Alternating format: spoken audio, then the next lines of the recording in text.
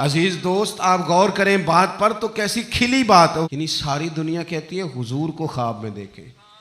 یہ بخاری ہے. حضور فرمانے لگے میں نے خواب دیکھا ہے. یا رسول اللہ صلی اللہ علیہ وسلم کیا فرمایا؟ میں نے خواب دیکھا ہے. میں نے خواب میں دیکھا لوگوں نے قمیضیں پہنی ہوئی ہیں، کسی کی قمیض پیٹ تک ہے، کسی کی پیٹ سے بھی اوپر ہے. حضور فرماتے ہیں پھر میں نے خواب میں عمر کو دیکھا. عمر فاروق نے اتنی لمبی قمیض پہنی، اتنی لمبی قمیض پہنی کہ نیچے گھسٹ رہی تھی. حضور خواب سنا کے چپ کر گئے. یا رسول اللہ کرم نوازی کریں، تعبیر بھی تو بتائیں نا. تو رسول کریم نے فرمایا اس کی تعبیر دین ہے. گویا فرما رہے اتنا لمبا کرتا حضرت عمر نے پہنا ہے کہ عمر تو دین کے اندر لپٹے ہوئے ہیں.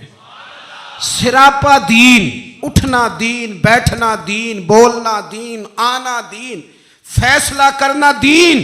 عمر کا ہنس دینا بھی دین، عمر کا رو دینا بھی دین، فاروق اعظم کا بدر میں کھڑے ہونا بھی دین، احد میں آنا بھی دین.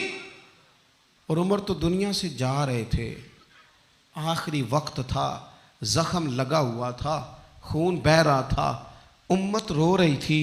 دین نبی دا وانگ یتیمہ رووے تے کرلاوے، ان میں کتھوں لباں عمر بہادر جڑا مینو سینے لاوے. سب لوگ پریشان تھے پر عمر سراپا دین ہے نا.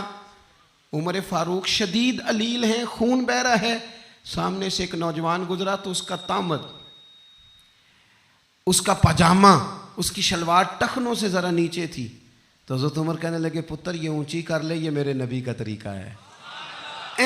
اس وقت بھی فاروق اعظم دین کی اور لے سجنا سا توڑ ہی نہیں بھائی، اسی جان بھی دتی تے راہ تیرے، لے سجنا سا توڑ. آخر تک پانی پرن نہ سہیلیاں تے رنگا رنگ کڑے، پریا اس دا جانیے جس دا توڑ چڑھے.